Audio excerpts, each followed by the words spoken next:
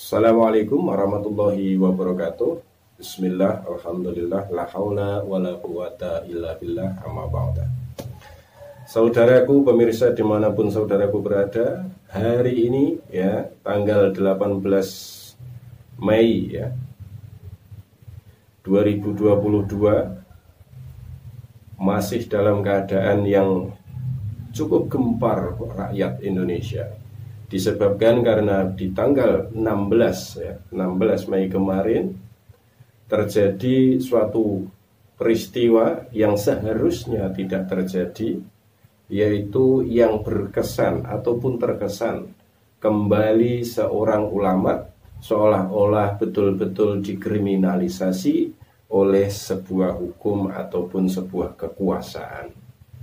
Ya, Ustadz Abdul Somad ya, yang datang ke Singapura, kemudian di sana diberhentikan, ya, kemudian dimasukkan dalam ruangan yang disebutkan oleh Ustadz Abdul Somad sendiri 1 kali 2 meter, ya, yang selanjutnya Ustadz Abdul Somad ini dideportasi, dikembalikan lagi ke Indonesia. Bahkan sampai saat dikembalikan ke Indonesia, Ustadz Abdul Somad ini tidak tahu apa yang menjadi penyebab beliau ini dideportasi. Tapi di hari-hari selanjutnya tanggal 17 Mei, kemudian banyak muncul keterangan-keterangan termasuk di pemberitaan televisi yang menyebutkan dari pihak Indonesia mengatakan Singapura tidak mendeportasi ataupun Indonesia mengatakan itu kewenangan daripada Singapura dan lain-lain. Ya, terserah ataupun apapun ya, sebab semuanya pasti punya alasan. Ya, saudaraku harus ingat, orang benar ataupun orang salah semua pasti punya alasan. Ya. Coba ketika Anda melihat terdakwa karena merampok, terdakwa karena maling, terdakwa karena korupsi, ya. Ketika mereka dicecar ataupun mereka sudah terpojok ataupun mereka sudah dalam interogasi, pasti mereka punya alasan untuk membenarkan atas dirinya sendiri. Maka saudaraku yang dirahmati Allah, kita kembali ingat ya tentang peristiwa-peristiwa ulama-ulama yang khususnya dari Indonesia ini merasa dikriminalisasi dan rakyat banyak yang menyebut kriminalisasi ulama. Tentunya sebutan kriminalisasi ulama ini tidak muncul secara tiba-tiba ya. Mungkin tidak semuanya orang tahu ya. Curhatan seorang ustadz yaitu Gus Nur Sugi Raharja yang betul-betul ada yang mendukung, bahkan ada yang sangat membenci, mengatakan Gus Nur Sugi Raharja itu bukan mengaji dan lain-lain. Beliau ini dulu di tahun 2014 pernah memposting sebuah video ya, keterangan-keterangan kenapa dia mulai tidak bisa ya, masuk Malaysia. Dia tidak bisa masuk Singapura untuk berdakwah di sana. Itu dimulai dari 2014 dulu. Kemudian Gus Sugi Nur ini menceritakan juga, silakan cari saja atau tanya saja di channel YouTube-nya dia yang dulu ya, merasa bagaimana karena tidak ada keterangan. Kemudian langsung saja peristiwa Habib Rizik Syihab ya. Peristiwa Habib Rizik Syihab ketika ada di Arab Saudi ya.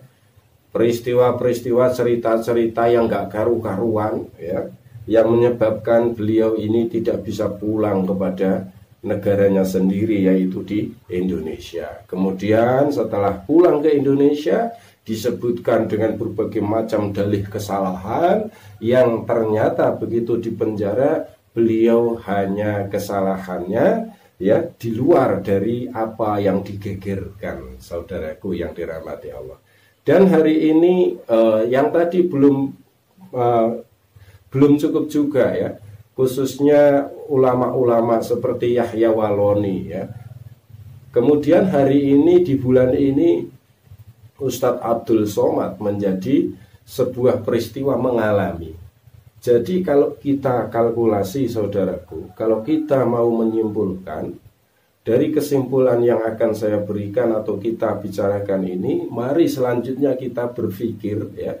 Kita berpikir bahwa ternyata ada sesuatu yang menjadikan ulama mana, ulama siapa yang kemudian dicap teroris dan kemudian secara tidak langsung ataupun bahkan mungkin seolah-olah ini dibatasi pergerakannya.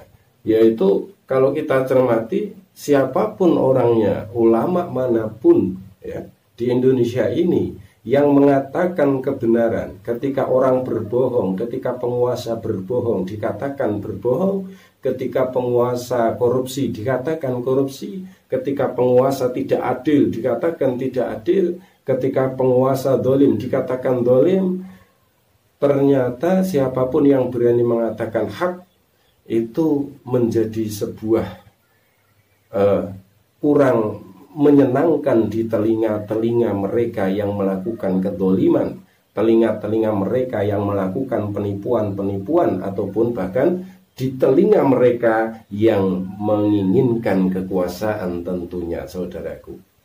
Maka saudaraku yang dirahmati Allah, dengan melihat channel-channel YouTube baik dari saya ataupun channel yang lain, maka mari kita belajar untuk 2024 besok ya, untuk 2024 besok mari kita belajar, mari kita saling mengingatkan agar tidak terjadi lagi seseorang yang terlalu berambisi, seseorang yang terlalu menginginkan kekuasaan, atau bahkan orang yang tidak tahu tentang hukum kemasyarakatan, orang yang selalu memenangkan kepribadiannya, keinginannya.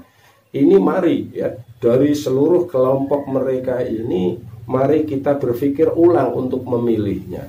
Dan kalau bisa jangan kita memilih orang-orang yang dari kelompok mereka. Tentunya saudaraku yang dirahmati Allah, siapapun dari mereka yang saat ini punya tangan kekuasaan, punya pemegang kekuasaan, punya andil di dalam kekuasaan, baik menentukan hukum ataupun mengingatkan hukum, terjadi peristiwa semacam ini, mereka tetap diam saja, mereka tidak melakukan sesuatu hal apapun, dan siapapun dari kelompok mereka tentunya sesungguhnya adalah mereka satu ya. Cuman beda porsi mereka dalam masing-masing bekerjanya. Kembali kepada peristiwa Ustadz Abdul Somad ini, ternyata pemberitaan di televisi, kemudian pemberitaan di media online ya, media online yang senada dengan mereka, dengan jalur-jalur mereka ini, ternyata tidak betul semua saudaraku. Karena apa? Ustadz Abdul Somad sudah menjelaskan secara detail, videonya akan saya cuplikan nanti di belakang. Ternyata dari pihak Singapura ketika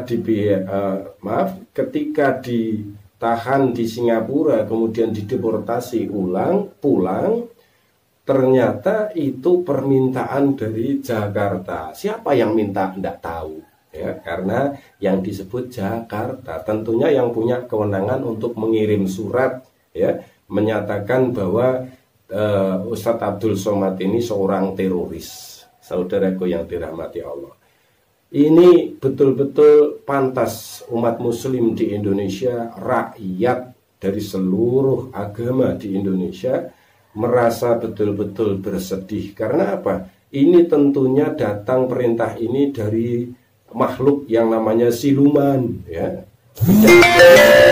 Dirinya tidak berani memunculkan siapa sesungguhnya, tapi mereka bisa menghentikan. Ini namanya siluman saudaraku.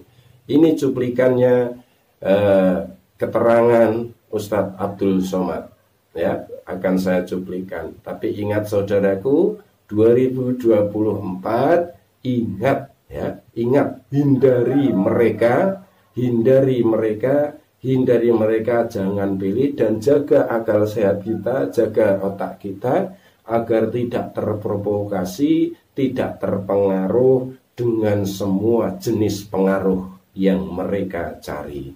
Assalamualaikum warahmatullahi wabarakatuh. Tanya orang imigrasi, kenapa saya tidak diizinkan masuk? Katanya karena kami mendapatkan kiriman. Kenapa tidak dikasih tahu beberapa hari yang lalu sebelum saya datang? Kata mereka kirimannya sejam yang lalu dari Jakarta bahwa Ustadz adalah teroris.